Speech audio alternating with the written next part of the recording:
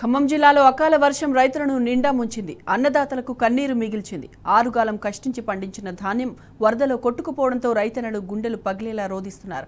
సత్తుపల్లి నియోజకవర్గంలోని తల్లాడ, కల్లూరు, వేంసూరు మండలాల్లోని చాలా గ్రామాల్లో ఇవే దృశ్యాలు కలిచివేస్తున్నాయి.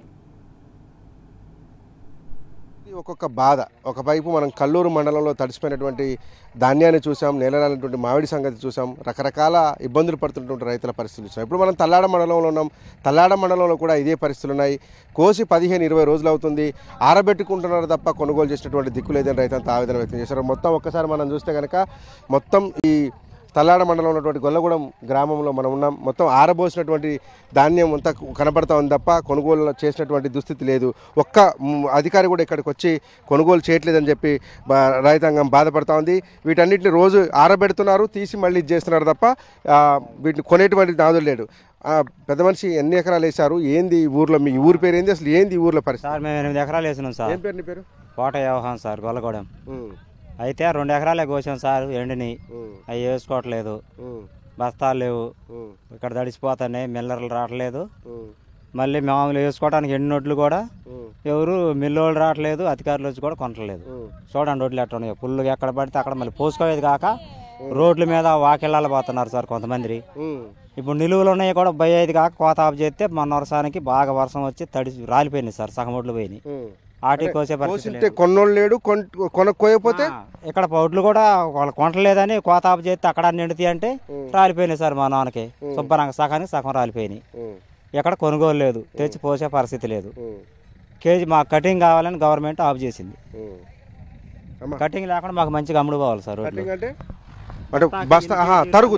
తరుగు తూర్పాలు బయలు అంటున్నారు. రోడ్లు చూడండి సార్, నీట్గా ఉన్నాయి. తూర్పాలు బయాల్సిన అవసరం లేదు. ఎట్టి అమ్మ నీకు ఏమి ఇబ్బందులు ఎదురవుతున్నాయి? ఎన్ని రోజుల నుంచి మీరు ఇక్కడ ఈ కళ్ళంలో ఇది మన ఏమంటారు ఈ కొనుగోలుకి? వారం అవుతుంది సార్. మేము ఇక్కడ కోసిన దగ్గర 6 కాలం పండించి రైతులకి సుఖం లేకుండా అయిపోతుంది. మధ్యలో ఉన్న దళారులని, రైస్ మిల్లులని అన్ని మా మీదే పడుతుందిగా. నా ఖర్చు భారం అంతా కష్టపడినోడికి ఫలితం లేకుండా పోతుంది. అధికారులు వెంటనే మాకు ఏదన్నా సహాయం చేయాలని కోరుకుంటున్నాం. మేము 5 ఎకరాలు వేసినామండి. 5 ఎకరాలు వేసినాం కానీ దానివల్ల కొంచెం కోసింది, కొంచెం ఆగింది.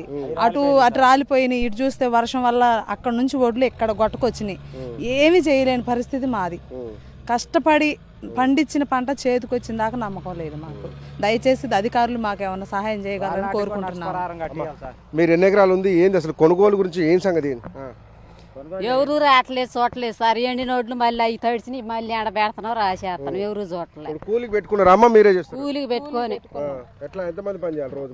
రోజు ఒక 5-6 అతనే ఉంటారు. మరి వాళ్ళకి రోజుకి 500 ఇవ్వాలి. అవి ఎండ పోయాలి, మళ్ళీ రాసేయాలి. సాయంత్రానికి ఎవరు చూడలేదు. వర్షానికి తడుతున్నాయి సార్. రోజు వర్షం అవుతుందిగా, పోగు చేయాలి, కూలీలను పెట్టి మళ్ళీ తెల్లారే మళ్ళీ ఎలుపు చేయాలి. ఇబ్బంది అవుతుంది. కొనుగోలు చేస్తే ఎట్లా ఉండదు కదా పరిస్థితి. అది తెల్లారేళ్ళకి మళ్ళీ నెరపాల, సాయంత్రానికి పోగేయాలి ఒక 5-6. మరి మాకు ఏముండిద్ది? పండిస్తే కట్టాల కిరాయి ఎవరు చూడలే, కొనట్లేదు. ఇంకొక మహిళా రైతు కూడా మనతో పాటు ఉన్నారు. ఆమెను కూడా అడుగుదాం. అసలు కొనుగోలు వస్తున్నటువంటి కష్టాలు ఏందో చూడొచ్చు. ఎంత మొత్తం రైతులు ఆరబోసుకొని ఇబ్బందులు పడుతున్నారు. అమ్మ లక్ష్మమ్మ, ఎన్ని ఎకరాలు వేసినావు తల్లి? ఏంది నీ పరిస్థితి? ఎందుకు కొనుగోలు చేయట్లేదు? 10 ఎకరాలు కౌలా అని సొంతమా? కౌలు సొంతం. మా 10 రోజుల నుంచి తడిసే పని మీద ఉన్నాయి. మేము పిల్లగాళ్ళని వదిలేసి మన వానరాళ్ళు మొత్తం పట్టాలని చుట్టుకొని పోయి మేము ఆడ కింద పడ్డాం. అయినా సరే ఎవరు వచ్చిన వాళ్ళు లేరు. అధికారులు రావట్లేదమ్మా?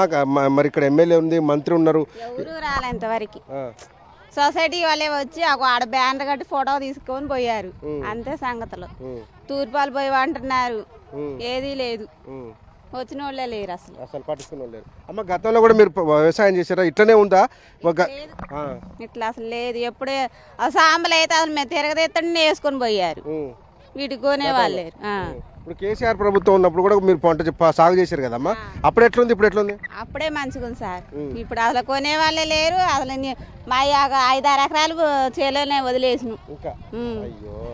మొత్తం రాలిపోయి ఇప్పుడు అరటకు కూడా కావట్లా. ఖర్చు ఎంత అయిందమ్మా నీకు? ఖర్చు 1,50,000 2,00,000 అయితే పెట్టుబడి. మరి మేము వ్యవసాయం ఏం చేసాము? 2 లక్షల రూపాయలు పెట్టుబడి పెట్టి చేసినా కానీ కొనుగోలు చేసేటువంటి పరిస్థితి లేకపోవడంతో దయనీయంగా రైతులంతా ఆందోళన వ్యక్తం చేస్తున్నారు. ఓ పక్క వర్షాలు భయపెడుతున్నాయి. ఈ నెలలో ఇప్పటివరకు 15 రోజుల కాలంలోనే 4 సార్లు వర్షాలు వచ్చి మొత్తం పంట కింద పడిపోయినటువంటి పరిస్థితి కనిపిస్తుంది.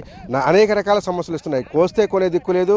కొనుగోలు చేసిన తీసుకొచ్చినటువంటి ధాన్యం అంతా ఈ కళ్ళాల్లో ఆరబోవాల్సిన పరిస్థితి ఏర్పడింది. ఇక్కడ నుంచి లిఫ్ట్ చేసే పరిస్థితి లేదు, కొనే పరిస్థితి లేదు. దాంతోపాటు తరుగుకు ఎక్కువ డిమాండ్ చేస్తున్నారు. అట్లా కొయ్యకుండా వదిలిపెడితే కళ్ళాలు ఎంతమ్మా మీకు? ఎంత ఉంది తల్లి? ఎంత ఉంది మీకు? 10 ఎకరాలు ఉంది. ఒక బేడు కోసం ఇంకా 3 ఎకరాల దాకా ఉంది కోసేది. వడ్లు రాలిపోయినాయి గాలి దిమ్మకి. మరి ఆ ఎండిన వడ్లకు కూడా వారం 15 రోజుల దాకా అవుతుంటే బస్తాలు ఇట్లా కాటాలు పెట్టట్లేదు. తరుగులు అంటున్నారు. టిక్కీకి 4 కేజీలు తరుగుపోతే మాకేం మిగులుతాయి? 4 కిలోలు 4 అంటున్నారు. కింటాక మిల్లు కాడ మరి కింటాకు 2 టిక్కీలు అయితే 3 టిక్కీలు అయితే 2 టిక్కీలు కింట అయితే 2 టిక్కీలు అంటే దాకా 10 కిలోలు పోద్ది కదమ్మా. మరి పోతున్నాయి. అట్లా పోతే మాకేం మిగులుతాయి? మేము ఎంత పెట్టుబడి పెట్టినా ఎకరానికి 4,000 5,000 ఖర్చు వచ్చింది నాటు కూలీల వరకే. మందు కట్టలు టాటర్లకి ఎన్ని పోను పట్టాల పోను ఏం మిగులుతున్నాయి మాకు రైతులకి? మేము అసలు ఈ సంవత్సరం పడ్డ కష్టం ఎప్పుడు పడలేదు. అది మాకు ఏమో ఇబ్బందిగా ఉంది. ఇప్పుడు ఎన్నేళ్ళ చేస్తున్నాం మనం వ్యవసాయం? ఎప్పుడు ఇట్లనే ఉందా? ఈ సంవత్సరం ఇట్లా తయారైందా? ఈ సంవత్సరం బాగా తుఫాన్లు ఎక్కువై ఇట్లా తయారైంది. నిరుడు ముందచేడు ఒకసారి అట్లే తరుగులు అయితే అయినాయి అని వదిలేసినాం. సాంబలు అయితే ఎండకు ముందే వేసపోతున్నారు. మరి కాదు, అప్పుడున్న అధికారులు అప్పుడున్న సొసైటీ కదమ్మా. మళ్ళీ ఎందుకు పడుతున్నారు ఇబ్బందులు మమ్మల్ని? అప్పుడు సాంబలు ఎండకు ముందే పచ్చి మగ్గాలు పెద్ద పెద్ద కూట్లని ఈ కూటు ఆ కూటు అని బస్తాలు ఆడేసిపోయారు, కాటాలు పెట్టుకున్నారు. అప్పుడు ఇప్పుడు గవర్నమెంట్ పెట్టారు. మరి గవర్నమెంట్ మమ్మల్ని ఆదుకోవాలి. మిల్లులతో మాట్లాడి మాకు బస్తాలు ఇస్తే మేము వెళ్ళిపోతే మా కష్టాలు పోతాయి. మాకు పిల్లగాళ్ళ కోచింగ్ పోయేలా కూడా ఆపినాం. ఈ కోచింగ్ ఆగమైపోతుంది ఈ వాటి వల్ల. ఇది రైతుల పరిస్థితి. ఎంత కష్టపడి పంట పండించినాం, కేవలం వాళ్ళు ఏం అడుగుతలేరు. మేము పండించిన పంటను సకాలంలో కొనుగోలు చేస్తే చాలు. ఈ 8 కిలోలు 10 కిలోల తారు తలగం తీయమంటే ఎక్కడి నుంచి తీసుకురావాలనేటువంటి రైతులు ఆవేదన వ్యక్తం చేస్తున్నారు. మాకు మిగిలాలంటే ఒక కింటాకి 10 కిలోల దాకా తరుగు తీస్తున్నారని కూడా ఆవేదన వ్యక్తం చేస్తున్నారు. ఈ కళ్ళంలో ఆరబోసుకొని రోజు మళ్ళీ వీటిని ఎండబెట్టి సరిచేయాలంటే రోజుకు 3-4 వేల రూపాయలు ఖర్చు వస్తుంది అంటున్నారు.